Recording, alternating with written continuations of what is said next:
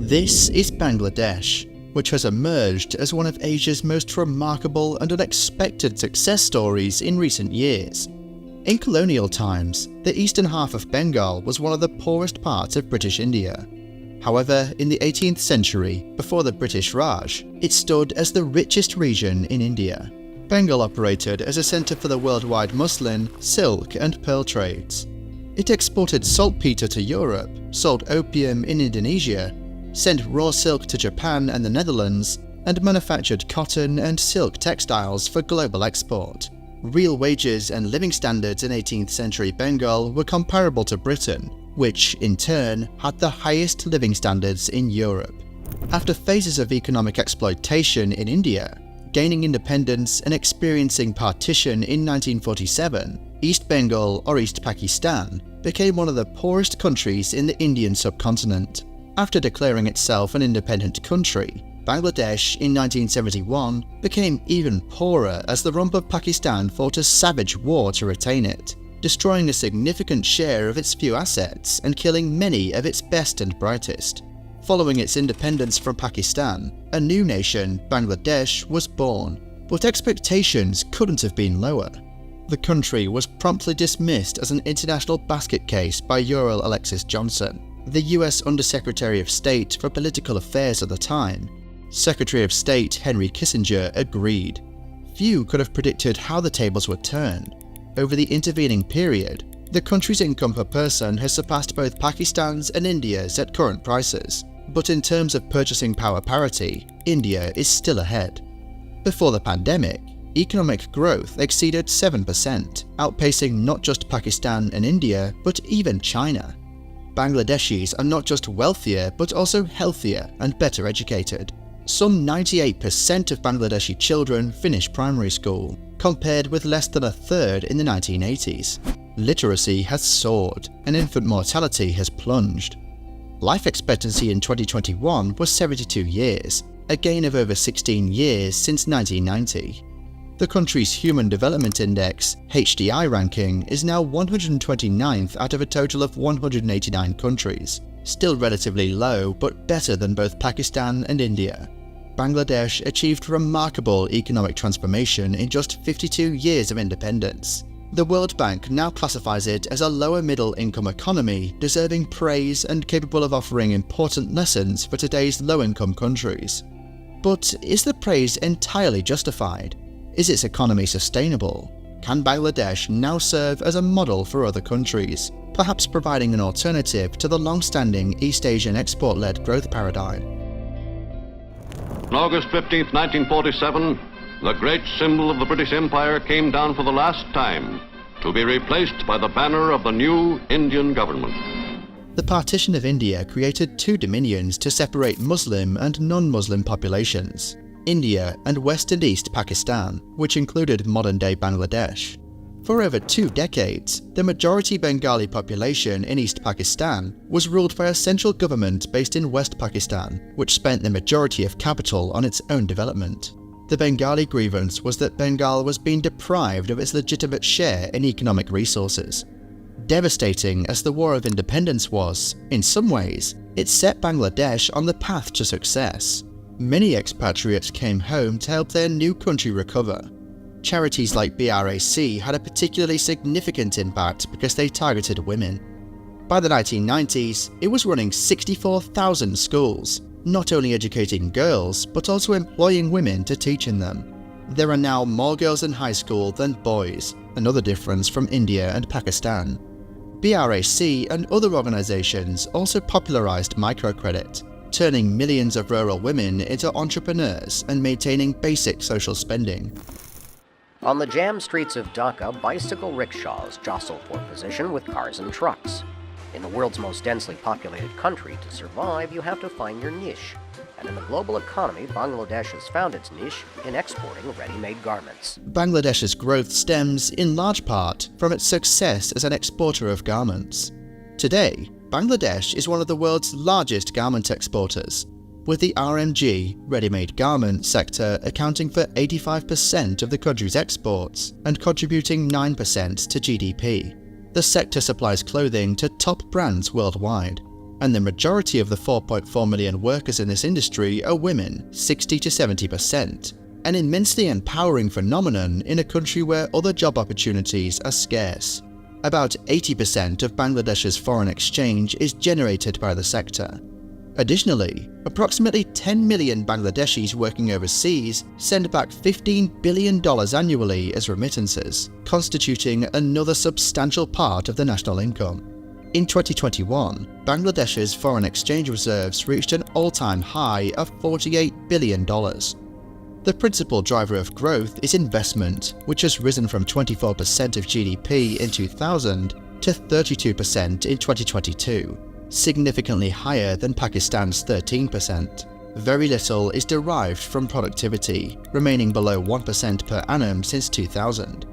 Bangladesh has lower productivity compared to India, Indonesia, Pakistan, Vietnam, and China, the primary determinant of long-term growth of incomes for all countries. Despite dire expectations, military coups in 1975, 1982 and 2007, and a series of natural disasters, Bangladesh has, in fact, made significant progress in reducing poverty and promoting economic growth. It has dramatically improved its prospects, even overtaking India's economic standing, at least on a per capita basis. However, a closer look raises other questions about the quality of this economic record. First, its extreme dependence on a single category of exports, apparel and clothing, and the low share of exports to GDP.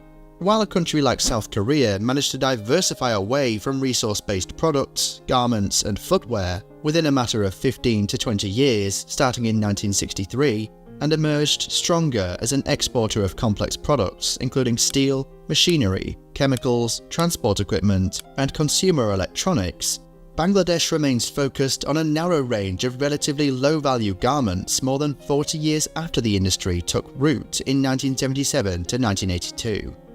While Bangladesh's RMG sector remains a strong exporter to Europe's fashion industry and has significantly grown its market share over the past decade, this trend may not continue.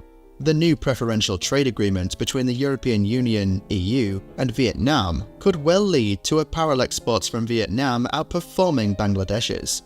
Among US apparel importers, Vietnam has outpaced Bangladesh's RMG industry for some time. Vietnamese apparel imports into the US were worth 2.5 times those from Bangladesh. As buyers from the US move sourcing out of China, Vietnam is proving to be the biggest winner. Bangladesh's share of exports in GDP has also fallen since 2012, from 20% to 12%, far short of Vietnam's. In addition, the economic complexity, which measures the productive capabilities of large economic systems, of Bangladesh's trade has also slipped from 77 in 1991 to 101 in 2021, whereas India is at 41 and Vietnam at 54. Bangladesh's achievement in ready-made garments is remarkable. However, dependence on a single sector for the majority of export earnings is risky. To sustain economic growth amidst the current global landscape, Bangladesh needs to improve the competitiveness of several other promising sectors to diversify its export basket. It is striving to diversify the trade landscape into light engineering, plastics, leather, and footwear. However, to compete on a global scale, companies must improve to meet international standards, but they often fail to do so. Although Bangladesh has attempted to diversify into pharmaceuticals and can meet most of the domestic demand, export earnings were a mere $169 million in 2021, but it is growing at 21%. Needed diversification is slowed by the weakness of private investment in new industries, which has been exacerbated by constraints on the availability of credit, especially to small and medium enterprises. The entry and growth of firms are also hampered by the deterioration of the business environment. According to the World Bank's Doing Business Index, Bangladesh ranked 168th out of 190 countries, falling from 65th in 2006. In contrast, competitive countries like India, Indonesia, and Vietnam have seen improvements in their rankings over time. Despite steady economic growth in the country over the past decade, foreign direct investment (FDI) has been comparatively low in Bangladesh compared to regional peers. The rate of FDI inflow in Bangladesh is less than 1% of GDP, one of the lowest in Asia, while FDI in Vietnam is dominating in the region. Government agencies in Bangladesh often claim that they are sincere and very keen on promoting investment by implementing various liberal policies and policy reforms, along with providing incentives. However, government claims do not always reflect the ground reality. The main reasons that discourage foreign investors include its time-consuming bureaucracy, inadequate physical infrastructure, unreliable energy supply, low labor productivity, high cost of doing business, and pervasive corruption. According to Transparency International's ranking, Bangladesh occupies the 147th slot between Madagascar and Nigeria, making a drop of 4 places from 2010. The experience of Vietnam, which has attracted foreign investment in the electronics industry from Chinese, Japanese, and Korean multinational corporations, and of Thailand, which major auto manufacturers have turned into the Detroit of Southeast Asia, is not being replicated, making it even harder for India and Indonesia. Bangladesh's success brings its own set of problems. For one, its exports benefit from the country's participation in various mechanisms that allow tariff-free access to developed economies, such as the US's Generalized System of Preferences. These groupings are only open to the world's least developed countries. Thanks to its growth, Bangladesh will likely have to give up these privileges by 2026 or so, upon graduation from the least developed country status. Recently, increasing access to financial services is becoming increasingly important, especially in today's digital economy.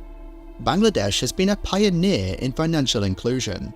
The introduction of microfinance, mobile financial services, and agent-based banking are notable initiatives. The authorities also promote lending for small and medium-sized enterprises and women entrepreneurs, requiring that banks open at least 50% of their branches in rural areas.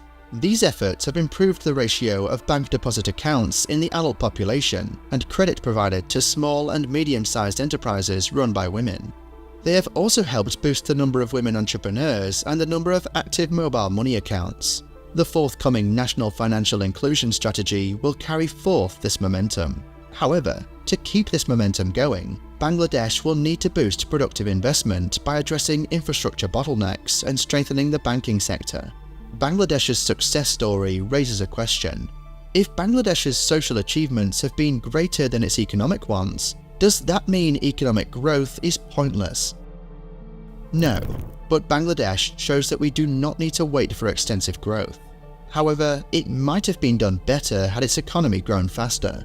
Growth either made only a modest contribution to the factors that mattered most, or it could have helped them along more. There were no strong trade-offs. Clearly, the major economic challenges facing Bangladesh are results of inadequate and incorrect policies. Added to this are poor policy implementation, inherent structural weaknesses, lack of good governance, and an absence of reform initiatives. A valuable aspect of this 52-year anniversary is that we can observe the megatrends clearly visible in Bangladesh. Sometimes, we are caught up in the issues of the day and forget what has been achieved thanks to the hard work of the Bangladeshi people. It is impressive to see how this country has transformed itself from the devastation of war and natural disasters at the beginning of independence to become a middle-income country today, aspiring to even greater prosperity for all of its people.